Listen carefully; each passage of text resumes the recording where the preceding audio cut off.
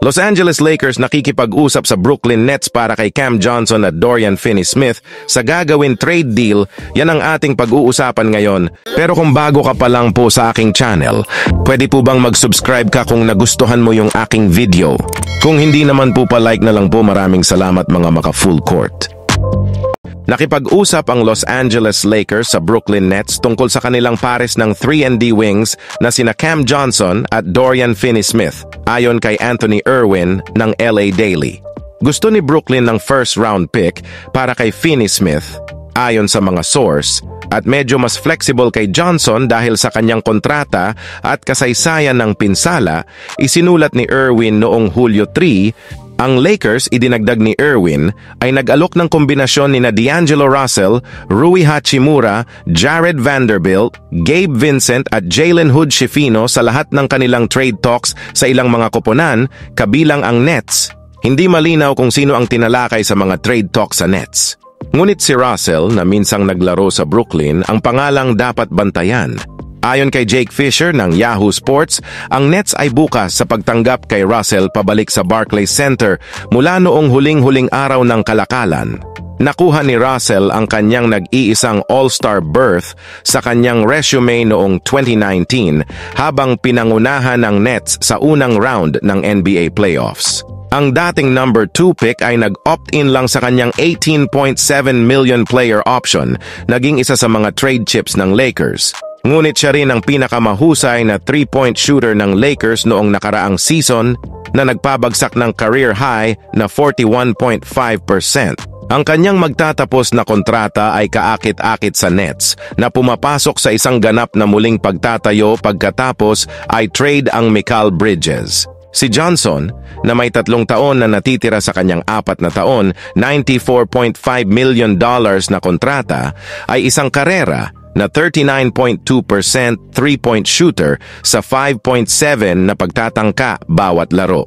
Nababagay siya sa hulma ng hinahanap ng Lakers sa bagong head coach na si JJ Redick, na naglalayong palakasin ang outside shooting ng Lakers sa paligid nina Anthony Davis at LeBron James. Noong nakaraang season, ika-28 ang Lakers sa 3-point attempts kada laro. Nakuha ni Johnson ang 39.1% mula sa 3-point range sa 6.1 na pagtatangka noong nakaraang season. Ang produkto ng North Carolina ay nag-average ng 13.4 puntos at 4.3 rebounds. Sa pagkawala ni Taurean Prince, magagamit ng Lakers ang two-way skill set ni Johnson. Ngunit mayroon ding panganib na nakalakip kay Johnson, kaya ang pagpayag ng Nets na maging medyo mas flexible sa kanilang presyo para sa 3-and-D wing, gaya ng iniulat ni Irwin.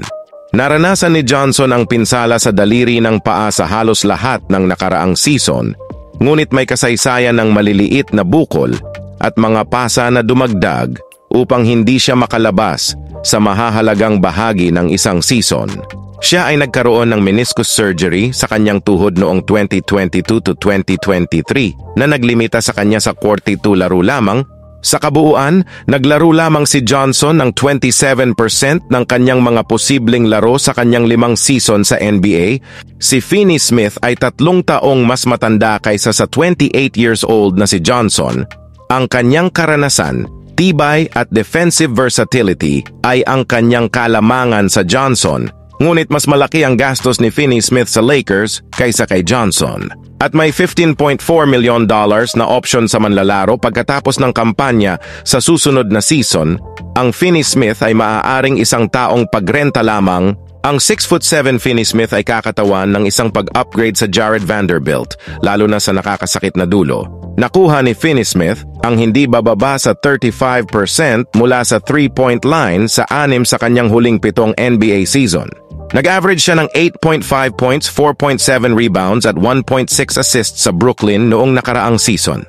Si Finney-Smith ang nangungunang 3-and-D wing ng Dallas Mavericks bago siya ipinadala sa Brooklyn bilang bahagi ng Kyrie Irving trade. So ayan lang ang hatid kong balita sa inyo mga maka-full court. Maraming salamat.